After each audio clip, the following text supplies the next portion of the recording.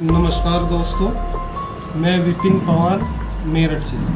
ये मेरा copyright certificate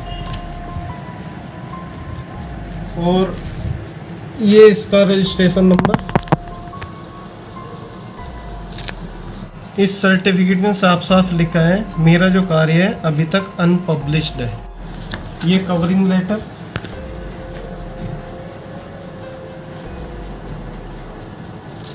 मेरा जो एक्सप्लेनेशन है वो वेव नेचर ऑफ लाइट से। ये मैंने अपना explanation wave nature of light से किया है।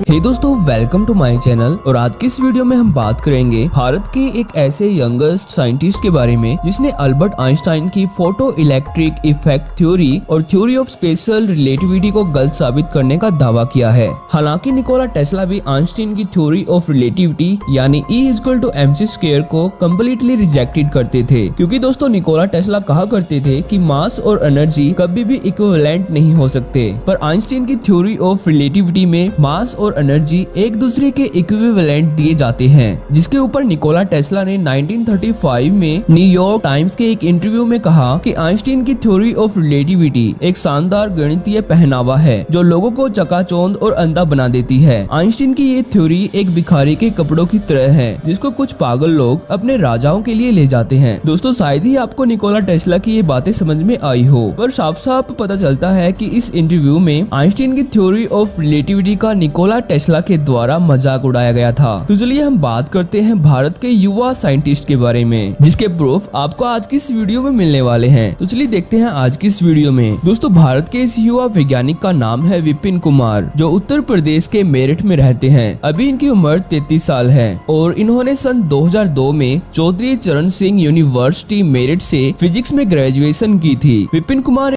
और फैमिली से बिलोंग करते हैं और इसीलिए ये अभी अपने फादर की किराना स्टोर चलाते हैं। पर दोस्तों, ऐसा भी नहीं है कि विपिन किसी गवर्नमेंट जॉब में सिलेक्ट नहीं हुए। सन 2001 में विपिन इंडियन एयर फोर्स के टेक्निकल डिपार्टमेंट में सिलेक्ट हुए थे, पर इनका फिजिक्स में बहुत ही ज्यादा इंटरेस्ट होने के कारण इन्होंने एयर फोर्स की इस जॉब में रुचि नहीं दिखाई और इसलिए विपिन ने जॉब को छोड़ दिया था। दोस्तों, विपिन ने अल्बर्ट आइंस्टाइन की थ्योरीज के साथ साथ दूसरे वैज्ञानिकों की थ्योरी को भी गलत प्रूव करने का दावा किया है। पर इस वीडियो में मेनली हम बात करेंगे अल्बर्ट आइंस्टाइन के द्वारा दी गई फोटो इलेक्ट्रिक इफेक्ट थ्योरी पर। इस थ्योरी को आइंस्टाइन ने 1905 में पब्लिश किया था और बाद में अल्बर्ट आइंस्टाइन को इस काम के लिए सन 1921 में नोबेल प्राइज से भी नवाजा गया था। दोस्तों, विपिन ने अल्बर्ट आइंस्टाइन की इन दोनों थ्योरीज पर अपना एक्सप्लेनेशन प्रूव किया है कि कैसे आइंस्टाइन की थ्योरीज गलत हो सकती है। इसलिए इनको फोटो इलेक्ट्रिक इफेक्ट थ्योरी पर अपना एक्सप्लेनेशन देने के लिए भारत सरकार के कॉपीराइट ऑफिस के द्वारा इनके एक्सप्लेनेशन को कॉपीराइट भी किया जा चुका है। अगर आपको ये सब फेक लगता है तो आप भारत की कॉपीराइट ऑफिस वेबसाइट copyright.government.in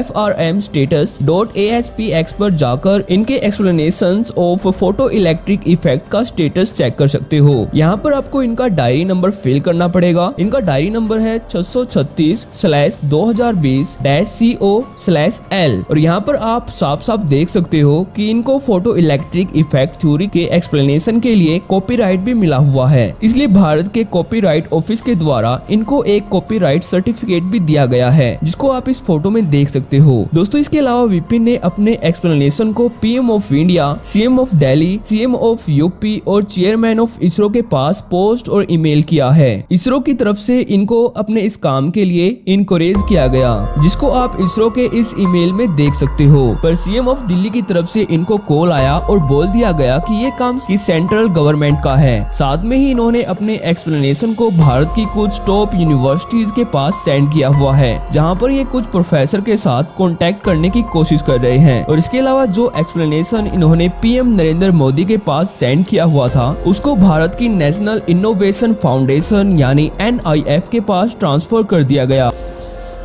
4 जगह लेटर भेजने के बाद सबसे पहले PMO PG यानी पीएम ऑफ इंडिया के माध्यम से मुझे ये लेटर मिला। पीएमओ ने ये ट्रांसफ़र किया NIF को।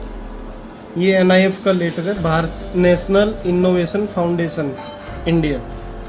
NIF भारत के department of science and technology यानी DST के साथ मिलकर काम करती है, जो भारत को creative and knowledge based society बनाने में हेल्प करती है। पर विपिन के एक्सप्लेनेशन पर NIF ने कहा कि वो सिर्फ क्रिएटिव आइडिया और इनोवेशन को आगे बढ़ाने में मदद कर सकती है, इसलिए कॉपीराइट मिलने के बाद भी अभी तक विपिन की थ्योरी पब्लिश नहीं हुई, जो आइंस्टीन की फोटो इलेक्ट्रिक इफेक्ट थ्योरी और थ्योरी ऑफ स्पेशल रिलेटिविटी को रॉन्ग प्रूव कर सकती है। दोस्तों, अल्बर्ट आइंस्टाइन की फोटो इलेक्ट्रिक इफेक्ट थ्योरी में कहा गया है कि जब कोई मेटालिक सरफेस पर हाई फ्रीक्वेंसी इलेक्ट्रोमैग्नेटिक वेव यानी लाइट गिरती है, तब मेटालिक सरफेस से इलेक्ट्रॉन एमिट होते हैं और इन्हीं इलेक्ट्रॉन को फोटो इलेक्ट्रॉन्स कहा जाता है, जो इलेक्ट्रिक करंट प्रोड्यूस करते हैं। इस थ्योरी के कुछ प्रिंसिपल हैं, जैसे नंबर 1, मेटालिक सरफेस पर गिरने वाली लाइट की फ्रीक्वेंसी ज्यादा होनी चाहिए थ्रेशोल्ड फ्रीक्वेंसी से। दोस्तों, थ्रेशोल्ड फ्रीक्वेंसी एक इलेक्ट्रॉन को मेटल के सरफेस से बाहर निकालने वाली मिनिमम एनर्जी होती है, इसलिए मेटालिक सरफेस पर गिरने वाली लाइट की फ्रीक्वेंसी थ्रेशोल्ड फ्रीक्वेंसी के बराबर या फिर इससे ज्यादा होनी चाहिए। Number 2, maximum kinetic energy of photo electrons depend करेगी फ्रीक्वेंसी ऑफ लाइट, यानी कि जो लाइट मेटालिक सरफेस पर गिरेगी उसकी फ्रीक्वेंसी पर मेटल के सरफेस से निकलने वाले इलेक्ट्रॉन की काइनेटिक एनर्जी डिपेंड होगी। जितनी ज्यादा लाइट की फ्रीक्वेंसी होगी, उतनी ही ज्यादा इलेक्ट्रॉन एनर्जी के साथ मेटल के सरफेस से एमिट होंगे, जिसको डिनोट किया जाता है E=H न्यू से।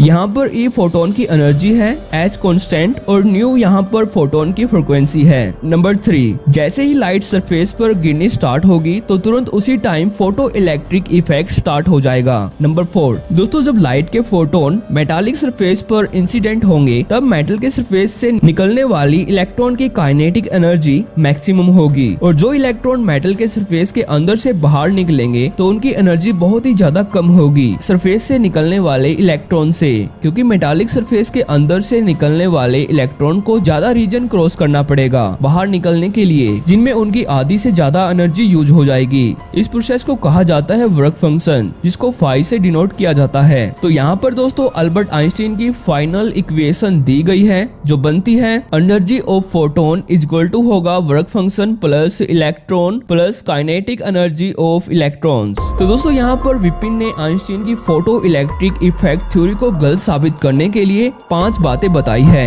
या फिर 5 पॉइंट लिखे हैं। नंबर 1, इसमें विपिन ने लिखा है कि इस प्रयोग में हम लाइट एनर्जी से एनर्जी प्राप्त करते हैं। मेरा प्रश्न सभी से ये है कि क्या हम किसी दिए हुए मेटल के लिए थ्रेशोल्ड फ्रीक्वेंसी पर आइंस्टीन की प्रकाश विद्युत समीकरण से विद्युत धारा का मान प्राप्त कर सकते हैं, जबकि प्रायोगिक सच्चाई ये है कि हमें थ्रेशोल्ड फ्रीक्वेंसी पर इलेक्ट्रिक करंट प्राप्त होता है, यानी जब तक हमें विद्युत धारा नहीं मिलेगी तब तक हम किसी भी धातु के लिए थ्रेशोल्ड फ्रीक्वेंसी का नामकरण नहीं कर सकते। ये प्रयोग काल्पनिक नहीं है बल्कि वास्तविक है। इसी प्रकार दोस्तों, विपिन ने इन 5 पॉइंट्स में साफ साफ लिखा है कि कैसे आइंस्टीन की फोटो इलेक्ट्रिक इफेक्ट थ्योरी गलत हो सकती है, जिसको आप वीडियो को पॉज करके रीड कर सकते हो। और साथ में ही इन्होंने आइंस्टीन की स्पेशल रिलेटिविटी को गलत प्रूव करने के लिए भी क्लियर एक्सप्लेनेशन दिया है, जिसको आप वीडियो को पॉज करके रीड कर सकते हो। तो दोस्तों, आज की इस वीडियो में इतना ही। अगर वीडियो पसंद आई हो तो वीडियो को लाइक जरूर करना। तो थैंक्स फॉर वॉचिंग।